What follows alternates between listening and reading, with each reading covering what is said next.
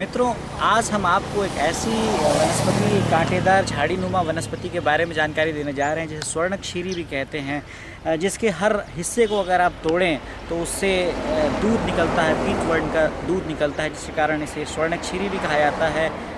आर्गीमोन Mexicana नाम की Mexican प्रजाति की या अमेरिकन वनस्पति प्रिकली पॉपी या मैक्सिकन पॉपी के नाम से भी जानी जाती है।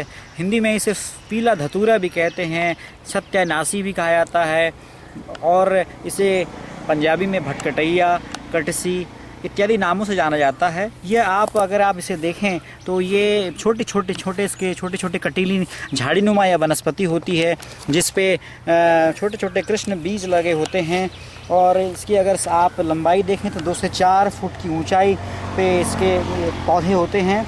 इसके पत्ते लंबे कटे हुए और इसकी मध्य शिरा मोटी सफ़ेद और अन्य शिराएँ भी सफ़ेद होती हैं। मूल रूप से इसमें बर्बेरिन और प्रोटोपिन नामक एल्केलॉइड्स पाए जाते हैं और इसमें ये वोलेटाइल यानी स्थिर तेल पाए जाते हैं। 2 से 4 फुट ऊंचे झाड़ीनुमा पत्ते होते हैं, इसमें कटे कंटकित होते हैं जो सफ़ेद धारियों के कारण आपको अलग से पहचाने जाते हैं। इसे ब्रह्मदंडी भी कहते हैं।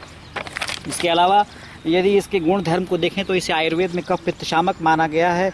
इसके दूध का पत्र के स्वरस का प्रयोग व्रण के शोधन में, व्रण के रोपण में और कुष्ठग्न के रूप में किया जाता है। यदि औषधीय प्रयोग में देखें तो इसके दूध की 1 बूंद में 3 बूंद घी मिलाकर यदि नेत्रों में अंजन किया जाए तो इसे नेत्र संबंधी विकारों में काफ़ी लाभ मिलता है। स्वर्णक्षीरी का छार यदि छार बनाकर इसे 1 ग्राम 50 ग्राम गुलाब के जल में मिलाकर प्रतिदिन 2 बार 2 बूंद यदि नेत्रों में डाला जाए तो इसे नेत्र शोथ, नेत्रों की लाली और नेत्रों में और जन्य अन्य रोगों में भी काफ़ी लाभ मिलता है।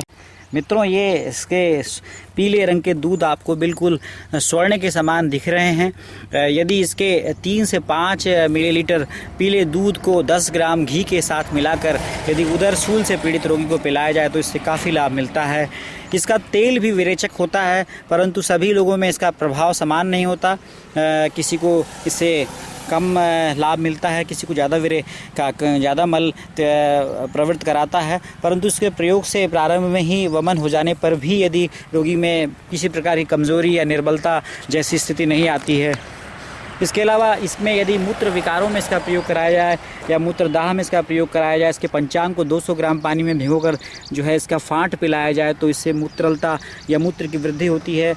कामला के रोगियों में गिलोय के रस के 10 ग्राम में इसके तेल की 8 से 10 बूंद डालकर प्रातः सायं पिलाने से भी कामला या जॉन्डिस में लाभ मिलता है। मूल का चूर्ण यदि 1 ग्राम जो है इसे उष्ण जल या दूध के साथ दिया जाए, सुबह शाम पिलाया जाए तो इससे कफ जनित विकारों में काफ़ी लाभ मिलता है। इसका पीला दूध, इससे निकलने वाला पीला दूध काफ़ी फ़ायदेमंद होता है। इसे 4 से 5 बूंद तक यदि बतासे में डालकर रोगियों को खिलाया जाए तो उससे भी श्वासजन्य विकारों में, कास जैसे रोगों में काफ़ी लाभ मिलता है। कफ के प्रकोप में सत्यानाशी यानी भड़कटैया या भड़भाड़ के पंचांग का 500 ग्राम रस निकालकर उसको आग पर उबालना चाहिए। जब वह बिल्कुल रबड़ी के समान गाढ़ा हो जाए तब उसमें पुराना गुड़ 60 ग्राम और राल 20 ग्राम मिलाकर खरल कर लें और इसे 250 मिलीग्राम की गोलियां बना लें। एक गोली दिन में 3 बार गर्म पानी के साथ देने से दमे में भी काफ़ी लाभ मिलता है। इसके पत्तियों के रस का घन क्वाथ बनाकर उसमें बेंजोइक एसिड को समान भाग में मिलाकर चने के बराबर गोलियां बनाकर एक गोली दिन में 3 बार श्वास रोगी को खिलाने से भी काफ़ी लाभ मिलता है। इओसिनोफिल जिनका बढ़ा हुआ हो या इओसिनोफिलिया के रोगी में भी इसकी 1 ग्राम मात्रा दिन में 2 बार दूध से प्रयोग कराने पर काफ़ी लाभ मिलता है। एसाइटिस के रोगियों में भी इसके पंचांग का प्रयोग कराया जाता है। इसके पंचांग का प्रयोग जलोदर में इसके पंचांग का स्वरस काफ़ी लाभ देता है। इसके स्वरस को 5 से 10 ग्राम दिन में 3 से 4 बार पिलाने से मूत्र खुलकर आता है, इसलिए जमा हुआ पानी जो एसाइटिक फ्लूइड होता है वो बाहर निकल जाता है। लेकिन इसके साथ 2 से 3 ग्राम सेंधा नमक और में इसके तेल की 4 से 5 बूंदों को डालकर उसकी फाँक भी दी जाए तो काफ़ी लाभ मिलता है। इसी प्रकार सिफिलिस के रोगियों में भी इसके पंचांग का रस निकालकर इसमें 5 ग्राम दूध में इसके पंचांग के जो है वो रस को मिलाया जाए और दिन में 3 बार इसका प्रयोग कराया जाए तो सिफिलिस के रोगियों में भी लाभ मिलता है। इनफर्टिलिटी या फिर नपुंसकता जैसी स्थितियों में भी इसकी छाल का प्रयोग, बरगद के दूध दोनों को गर्म करके बराबर मात्रा में इसकी छोटी छोटी गोलियां बना लें और 14 दिन तक इसका प्रयोग प्रातः सायं कराएं तो इससे इनफर्टिलिटी या नपुंसकता जैसी स्थितियों में भी काफ़ी लाभ मिलता है।